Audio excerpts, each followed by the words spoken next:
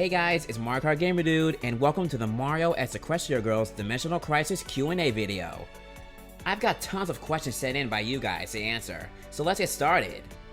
Before I start, by the way, there are some questions that are super similar to each other, so I may hold off for them till the end, and then if I mispronounce your name, I apologize in advance. Alright then, let's go. Satiogami1 asks, how did Mario meet the Equestria Girls? Well, that's a good question. You see, in the previous comic, Journey Across Worlds, Mario met the Equestria Girls in that comic because they crossed over, as well as other gaming and cartoon worlds in that crossover. So he met them in that crossover. So that's how they knew each other. And that's why this comic is a sequel of that thing. It's a direct follow-up of that sequel, which takes place 2-3 weeks or so after the crossover. So yeah. Question 2. King Otto 12 asks, do you plan to add DC characters into the series? Well, that's a good question, man, and yes, I do plan to add DC characters into the series. For this comic, I did want to plan in adding in some DC characters, but it was already too much characters already. So later on in the series, I might make a fanfiction with other DC characters crossing over with either maybe Sonic or Mario, either one of those guys. Don't know which one. Maybe something with Ultron. No, not Ultron. My bad. Maybe something with Lex Luthor and Dr. Eggman teaming up. That could be a good fanfiction right there. So yeah, that'll be easy to do. Kawaii Pony Productions asks, so Steven, do you know how the crystal gems are? And if so, how are they? Now that's a good question. You see, in this comic, this actually takes place like a few months after the events of Steven Universe Future, and Steven will reference those events in the comic. So he'll reference the fact that he went through a traumatic experience and turned into a monster at the end. Spoilers if you haven't watched Steven Universe Future. Anyway, so yeah, he'll reference the events, and he will reference the crystal gems in there, and he'll say how they've been doing and what they're up to. So don't worry, you'll hear about them in the comic. Question 3. Joel Z asks, what about the last series? The one where they're about to go into Equestria? P.S. Great job, dude, and the artist too, of course. Oh yeah, that series. You see, I couldn't make... That series is still on hiatus. It takes place in a different, continuity of the series. I wanted to make more of it, but I couldn't find any artists to make a comic of them going into Equestria because since Mario, Daisy, and Luigi were going into Equestria, they had to be turned into ponies. But I couldn't figure out a way to make a pony design of them that would fit their characters. So that was the issue, that was another problem. Maybe later on in the future, if I manage to find one that can help out, maybe that comic will continue, but for now, that one's on a hiatus. But I haven't forgotten about that comic, it's still in my head. And still being added and written every day. So don't worry, it's still alive, it's still gonna go on once I manage to find an artist for the Equestria world part of the comic. Question 4. Brian Guadido asks, is Yoshi worthy of holding Thor's hammer?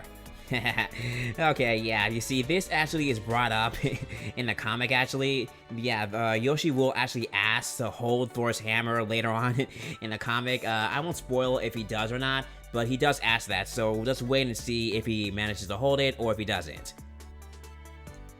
Daniel Matos asks, Sunset, have you and your friends met Bayonetta? And if so, how is she? Yeah, this is actually another question answered that I answered in the first part for Sateo. Yeah, so they did meet Bayonetta in the Journey Across Worlds crossover comic I made. So yeah, they did meet them in there. She met them, and of course, they were surprised about her being a witch and her powers and all that, being a little mature. So yeah, I'm sure they find her okay. They find her okay. They find her cool, especially Rainbow Dash and Applejack. So yeah, they like Bayonetta. So don't worry, they like her very much. Rocket the Hedgehog asks, what do you think of the story so far? I love the story. The story is going great. I love the characters, each character interacting with each other. It's perfect. I love it very much, and I'm gonna continue it for as long as I can. I don't know how long it will go for, but I'll make sure it goes on for as long as it can. Now, this is where we get into the part where some of the questions are going to be very similar. So I'm going to be taking parts of the questions you asked, and then I'm combining everyone into the question later on in the end of the video. So I'll put in some of the questions that you asked that aren't very similar to it. Royal Digi Haimitz Ets, sorry for mispronouncing the account name, ask, what's been your favorite moment in the series so far? My favorite moment in the comic right now is when Mario accidentally spills the beans about Luigi having a crush on Peach, Rosalina, and Pauline back in the day, and everyone being all him being all a bit embarrassed about it, and Peach actually not being surprised as she knew it was very obvious. So yeah, and then Sunset teasing Mario, and then Luigi about to threaten Mario's life about it. So yeah, that's my favorite part of it. But also, I think also my favorite part was when Mario and Sunset right now try to stop Daisy and Rainbow Dash from playing video games, and then in turn they get competitive about playing video games, and then they get late to the party. So yeah, those are my favorite parts of the series so far. Okay, so here's the combined part of the questions. Okay, so Anthony TZ, Miziel Bustita Guillian, I'm sorry for mispronouncing your name.